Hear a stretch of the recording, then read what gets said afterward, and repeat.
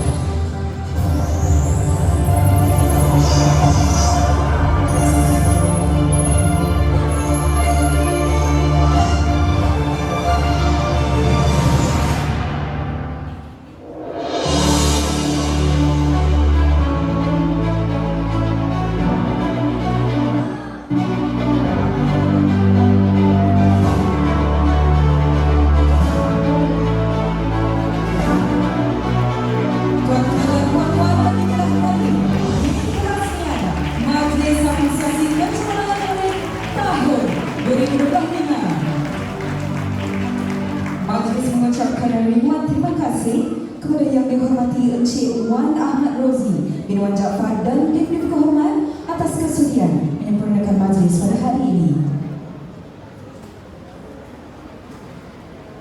Dijemput Dibdib Kehormat